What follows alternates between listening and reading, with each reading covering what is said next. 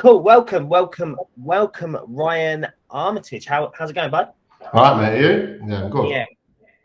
Yeah, good. Yes, I'm a bit tired today. My son was up last night, and I had to take him to hospital this morning. His bronchitis, bless him. But it happens. We've got someone coming in now, Edward. We'll just let Edward in. Right, Ryan. Really grateful to have you on the show. Thank you very much. This is our opportunity to put the world to rights for 45 minutes. To really get out what we need to get out.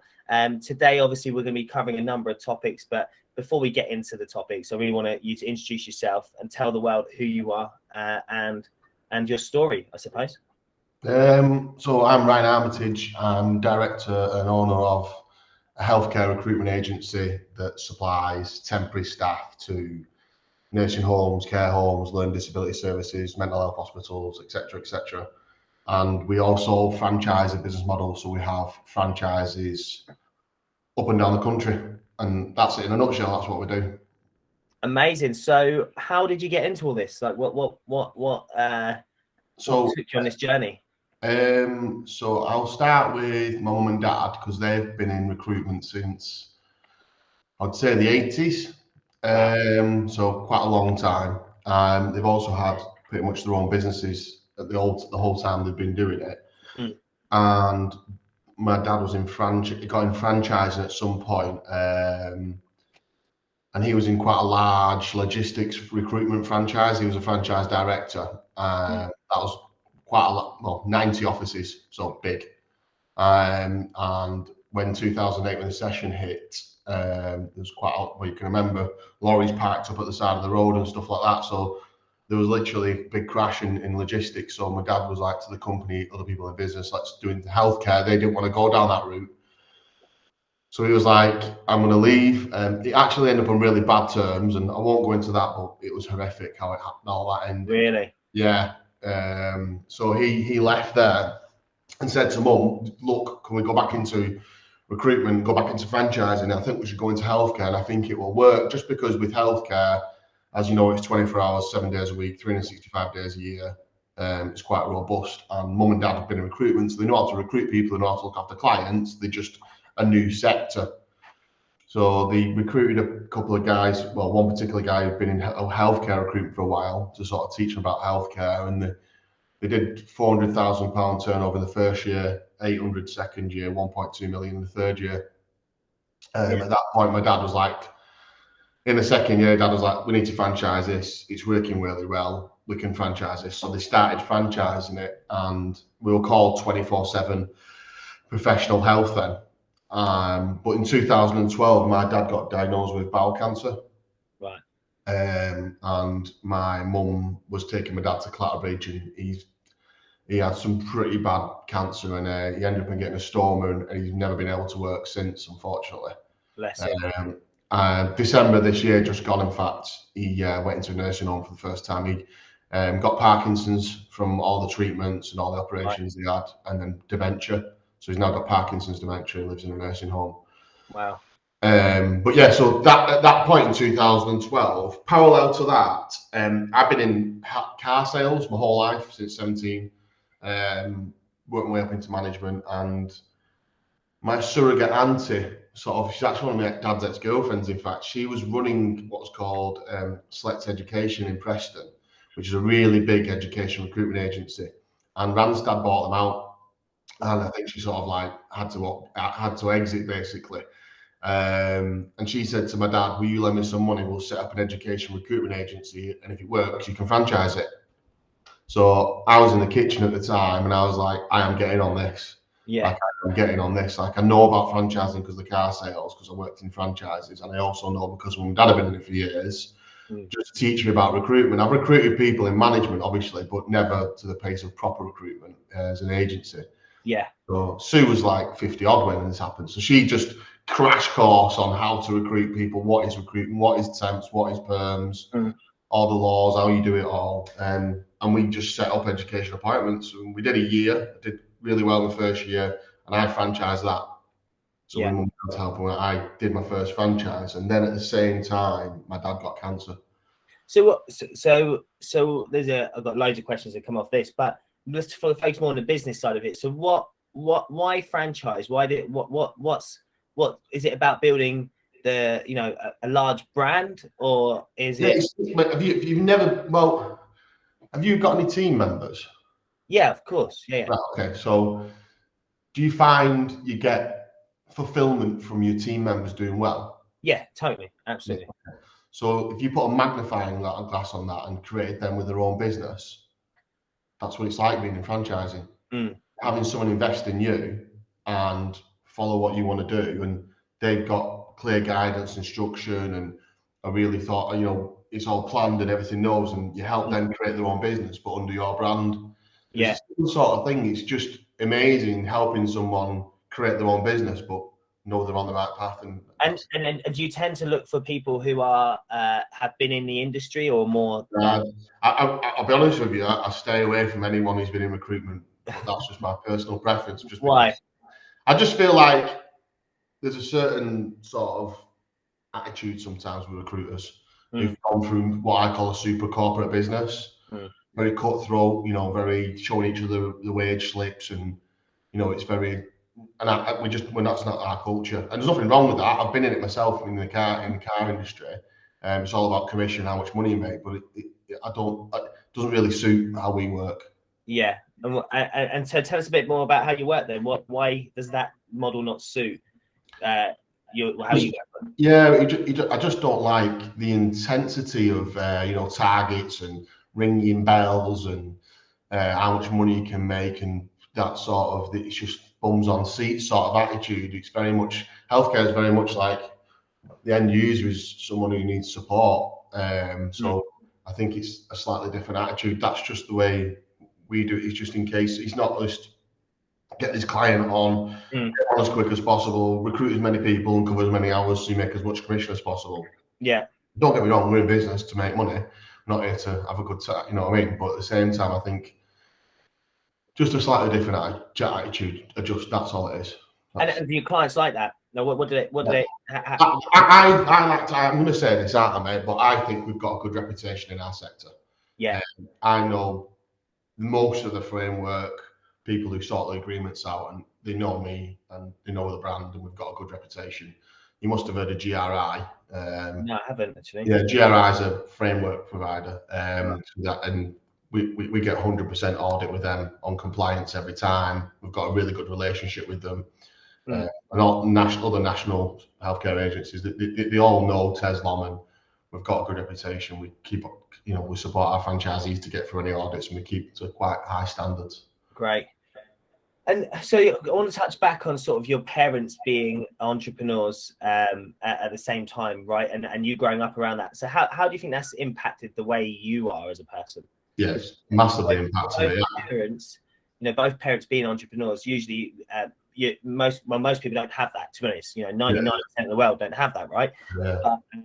So how has that shaped you? You think? That's exactly. I was always going to have my own business, or always going to be involved in either family business, or just because that's just the way they were. They've always.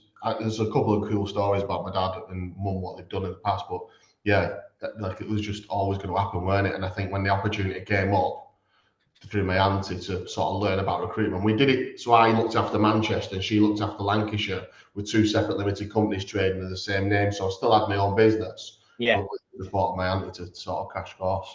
So yeah, I am very lucky. I know I'm very fortunate. What would be the biggest sort of trait that you think you've learned from them, and why?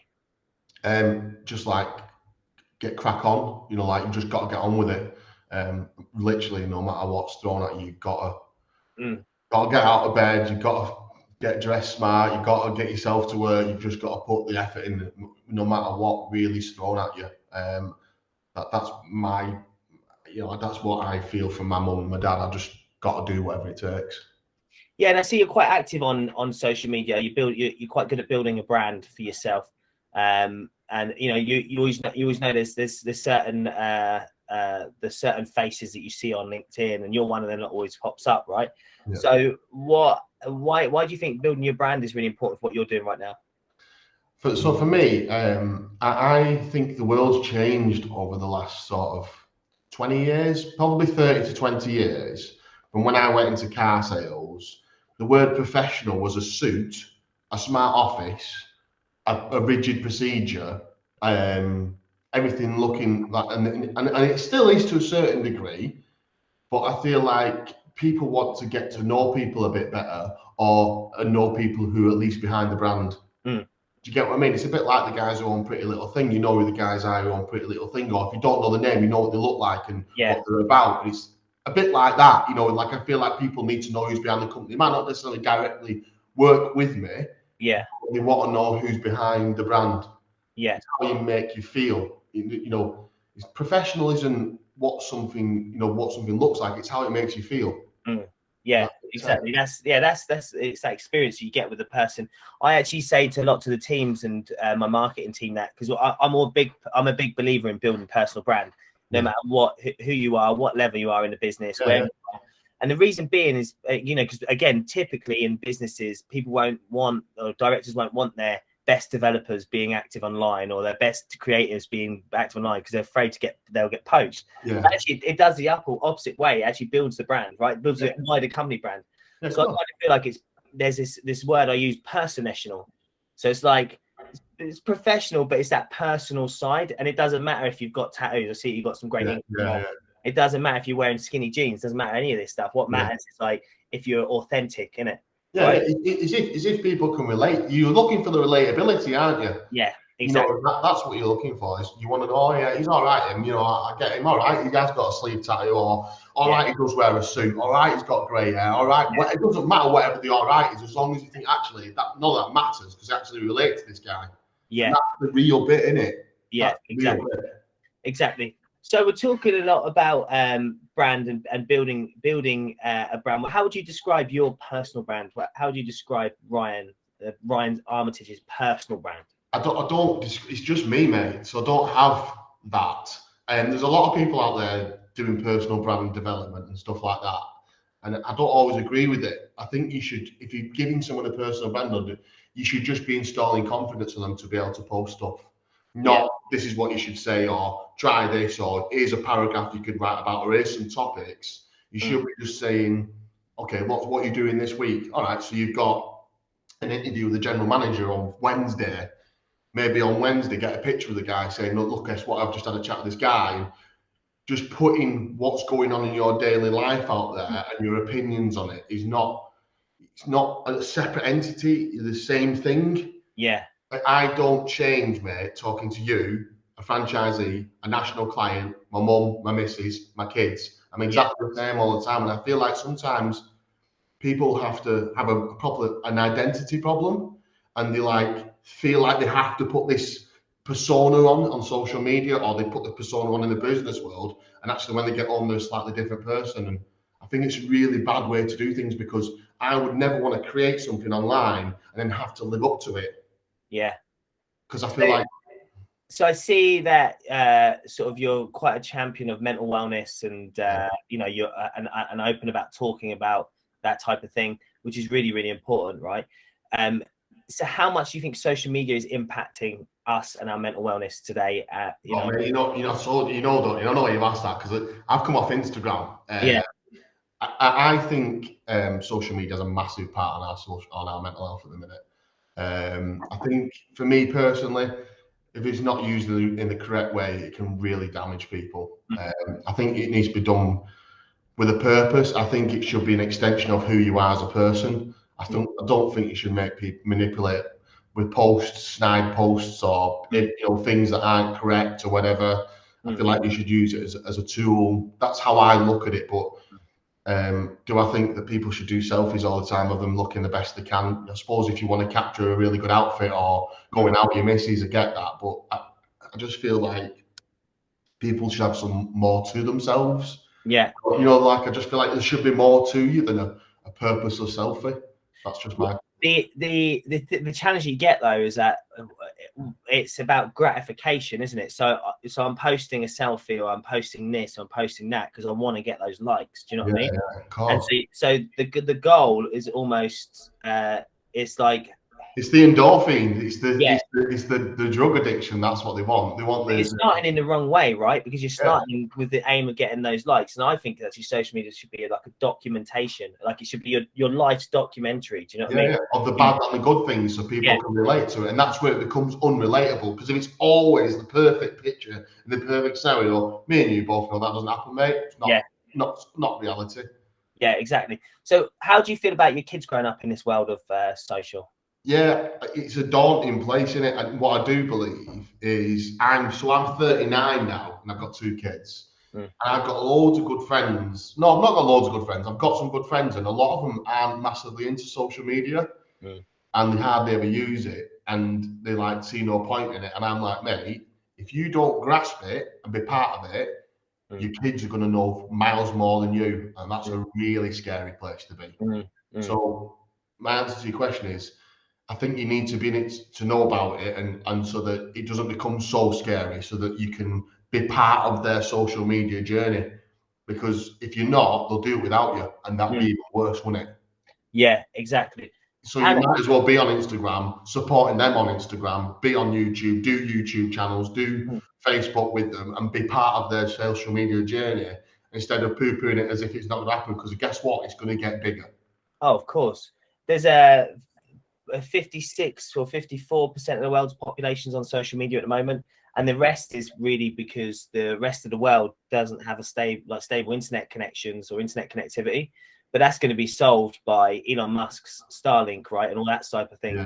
So people are going to have connectivity to the internet. So the digital age is really about to transform in a very different way. But the challenge I have with children being on social media is that they don't have the mental capability to be able to deal with negativity, right? Or to be, because as a child you're seeking approval. That's what you're doing. You're seeking approval all the time. You're seeking, like, okay, you do things because you want to have fun, but you want you want the approval from your parents, you want approval from your friends, your colleagues. Social media is a place where you don't get approval all the time. Yeah. And actually, it's also a place where the worst in people come out. Do you know what I mean?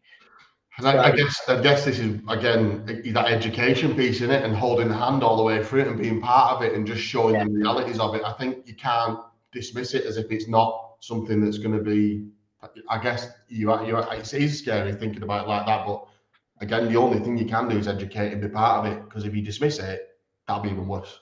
Yeah, and I think the other thing is, like, there needs to be an element of, like, don't give a fuck. Do you know what I mean? Just don't worry. If you just do you. Obviously, I think there needs to be an age limit on social media. I think you need to be 13 to go on it, and anything below, I think you're still not mentally capable of doing it. No. But I think it needs to be don't give a fuck, and that's what I'm going to instill in my children. Is like, be you. You know what I mean? Like this authenticity piece. I think that's what a lot we're scared to do. Yeah. So who knows where it's going, but like you said, it is only going to get larger. Do you know what I mean? Or a bit, or more people online. You have to embrace it and understand it. So So tell me about your dad and what it's like having a father with dementia. I know it's quite. It's horrendous, mate. Yeah, I can imagine. Absolutely.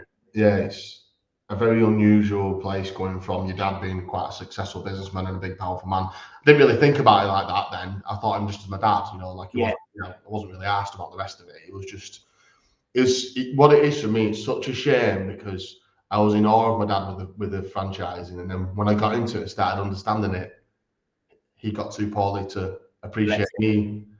Me getting good at it, and now I would say I'm an expert in it.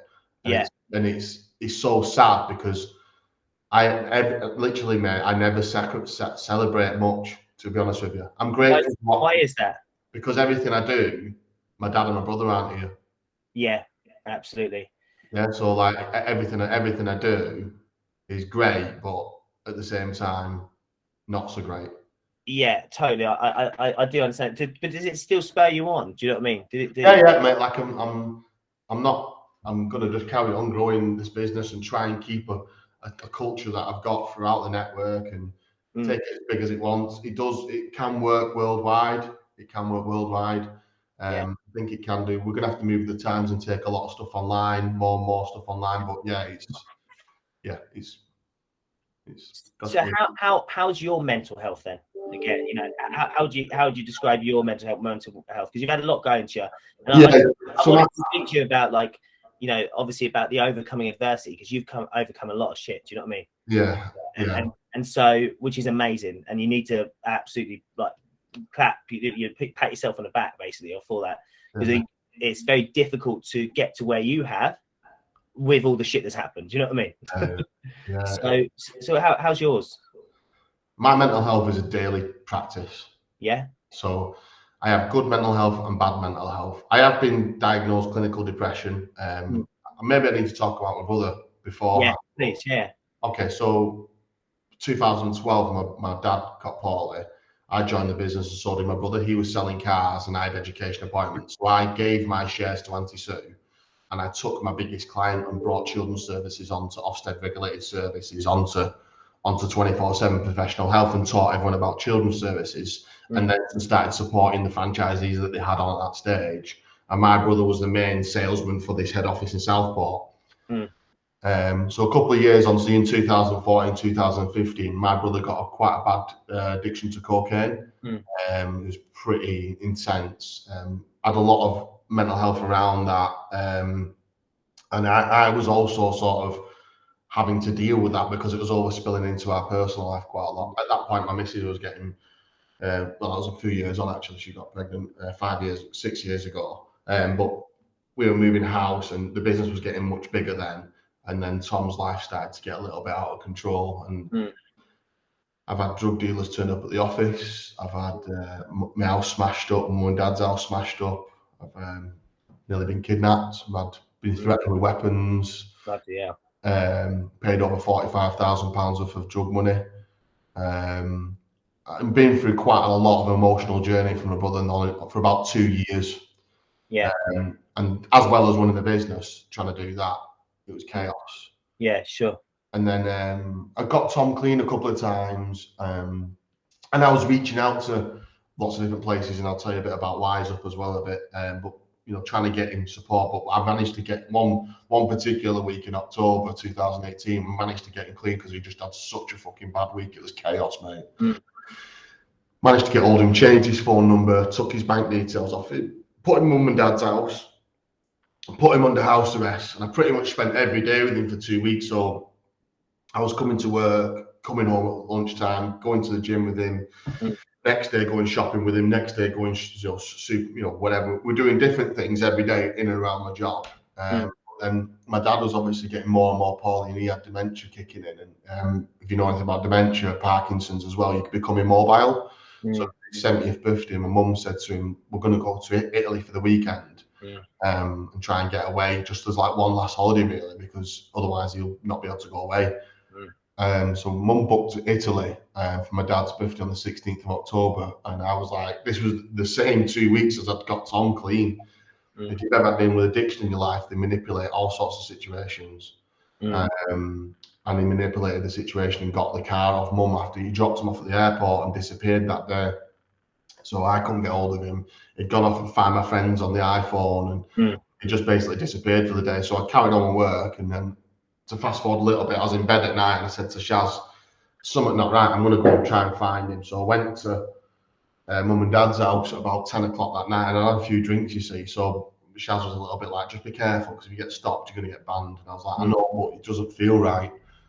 So I went back to the house and I bought him some gym clothes. So all the wrappers from the gym clothes were there. They'd arrived in the post. So he'd obviously been home. And there's a couple of glasses, looked like gin and tonic glasses on the side. So he's obviously had a girl back, or his mate or something. So I tidied the house up a bit, let the cat and the dog out, switched the lights on and stuff, and left because they were on holiday, left the house. And as I was driving out the street, Tom drove in the other end of the street. So I reversed up the street and we met on the drive, and he was absolutely off his head, and he'd been sniffing coke all day. So we went in the house and we had a fucking massive argument. Said some pretty horrific stuff to each other. I sort of said, "Look, flush the rest of it down the toilet. Let's just talk in the morning. I'll see you tomorrow." So Shaz had rang me quite a lot of times at that point because she was getting a little bit worried as well. So I went home, slept it off, and in the morning I was in a fucking massive meeting as well. The next day it was horrendous. I was in this huge meeting, and I remember looking at the phone. It was 10:23, and I was like, I've still not heard from him. Sent him quite a lot of texts and stuff, and he's still on family friends. I was like, I'm gonna have to do something. So I just walked out the meeting. I just got up, got my coat, my keys, and just walked out, left everyone the meeting, turned my phone off, and drove to mum and dad's house. And I opened the front door, and there's a rug in mum and dad's house, a big cream one with like burgundy flowers in it. I was like, what's the fuck's the rug doing at the bottom of the stairs? And as I got a little bit closer, I realised it was Tom's legs, and a lot of blood had congealed in his legs. And he was at the bottom of the stairs. He'd hung himself, and the rope had snapped. His body had gone into rigor mortis, so he was freezing cold and rock hard. So I just sat with Tom at the bottom of the stairs and hugged his cold body. Ran the paramedics.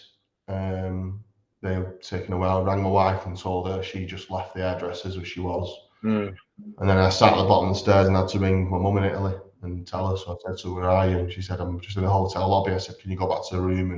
And I said to her, Tom's killed himself. He's hung himself. There's fuck all I can do about it. He's dead. Crazy.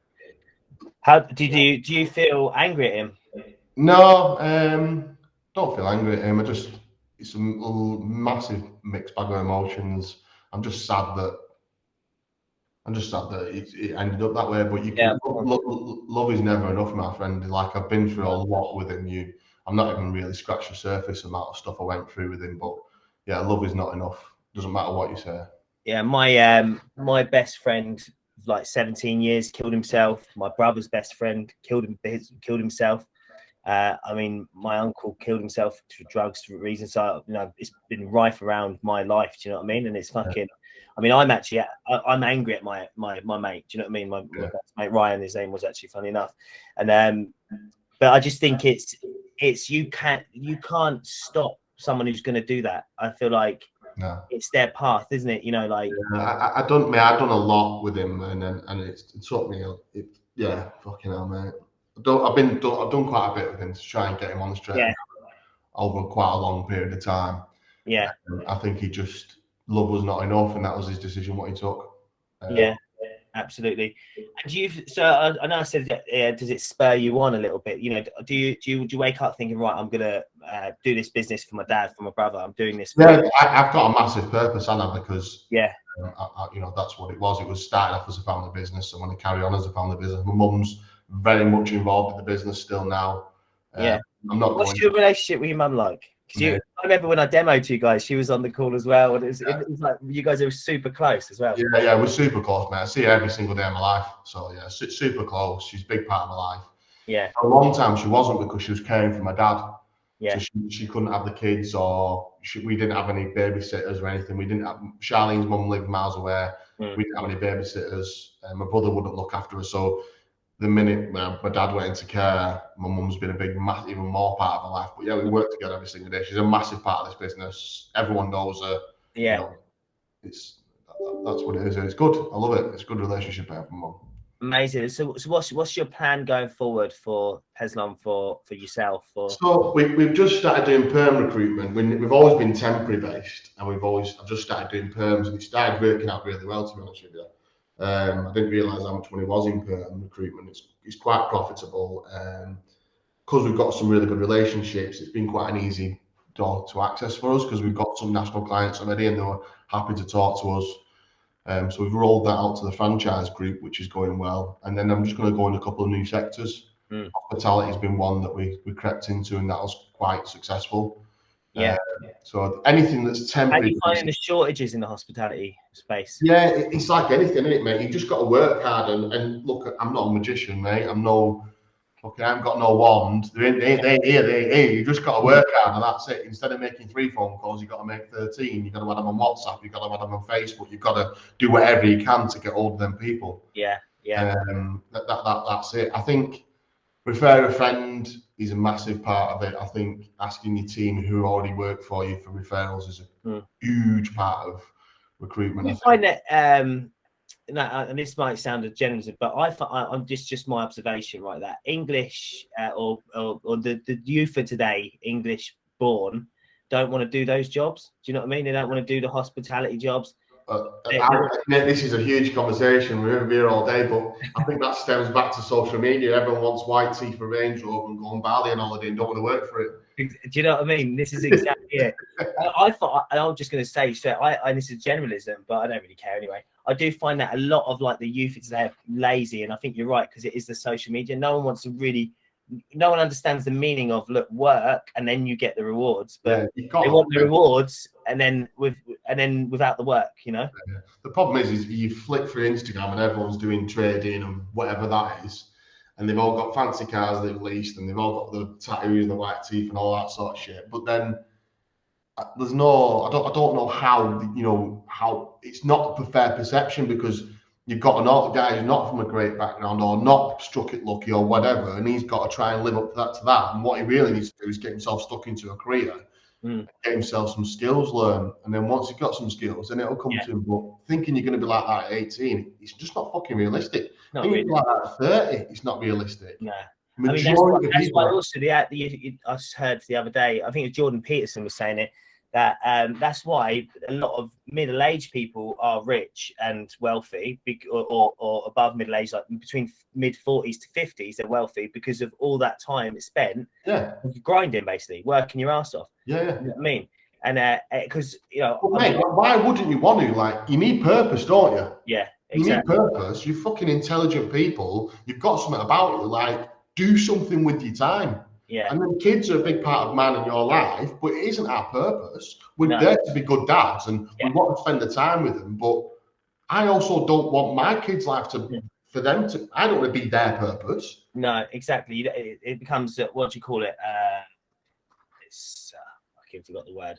Anyway, it becomes like you rely codependency, and that's the thing. And the same thing goes, I don't want my children either when they're older like when they're 18 or whatever, to actually claim my success, to be like, yeah, that's because my dad did this. Do you know what I mean? I want to make something for themselves. Yeah, you want to do it for themselves, but it's like my mum and dad. I have grafted my tits off in this business. Ask my mum, she'll tell you, and anyone that works here knows that don't stop, won't stop. There is no Saturday and Sundays. You can answer the phone all the time like I do. I live and breathe the business, but I'm lucky that mum and dad have this business and I got part of it, but I still grabbed it with both arms and went for it.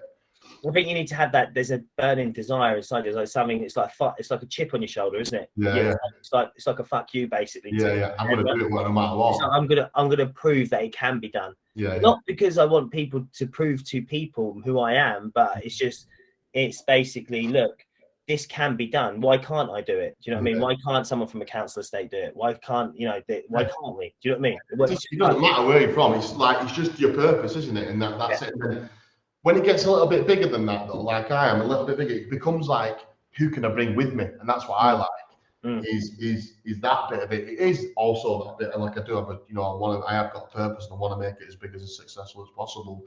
But it's like the people I bring with you. I love that part of it, because it's great getting your own money, but actually seeing someone else get some money is actually kind of a bit better. I can do that because I'm in a successful situation, but it's nothing better than seeing other people reward from it. The same thing that maybe even you've taught them or you've helped them along with.